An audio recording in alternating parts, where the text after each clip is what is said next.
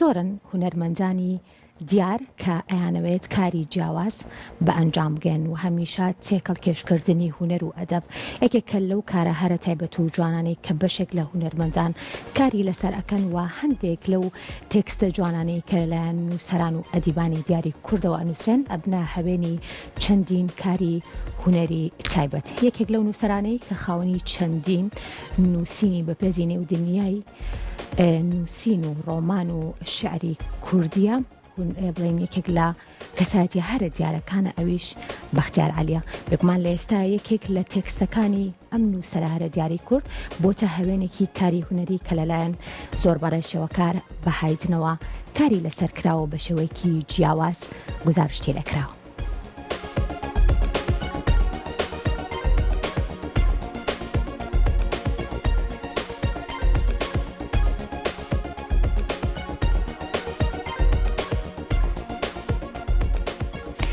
ئاوێزانکردنی تێکستی ئەدەبی و هونەری شێوەکاری پرۆژێکی نوێی شێوەکار بەهایدنە لا گەلەری ئاری لە شەقامی مەولەوی شاری سلێمانی کۆڕێکی ناساندن و باسکردنی بەرهەمێکی هونەری و ئەدەبی نووسەر بەختیار عەلی و هونەرمەندی شێوەکار بەهایدن بەڕێوەچوو.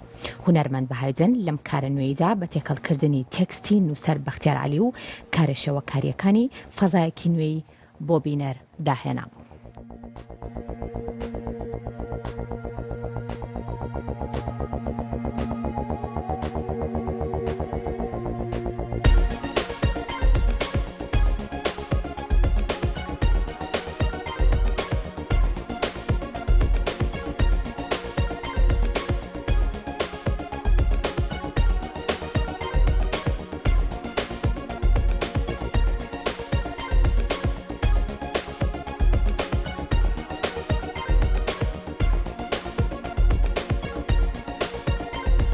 لەم پرۆژەی دوایی من و کاک بەختیار عەلی کە ئەی بەندەری دۆست ئەی کەشتی دوژمن توانیم دوو هاوچەشەی جیاواز لە کارکتەرەکانە بێکەوە ببەستمەویش کە جوانی سروشت و جوانی قوڵایی و لیتراتوری کوردی ئایا چۆن لە داڕشتنیشی مرۆڤایانە وەک پەیکەر بتوانێت جێگا بکرێتەوە.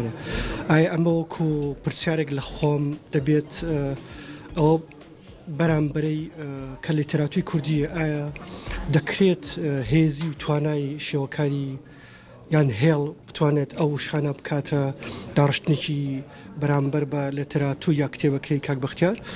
پێم وابێت لێرەیە توانیمە 72 ڕۆژ ئەی بەندەری دۆست ئەی کەشتی دوژمن کە باخچەیەک لە مرۆڤایەتی باخچەیەک لە دروستبوونی جارێکی تری بەندەرێک کە ئێمە بتوانین بەندەرێک بدۆزینەوە کە پڕبێت لەو میهرەبانی و ئاسوودەیە بۆ داهاتوو.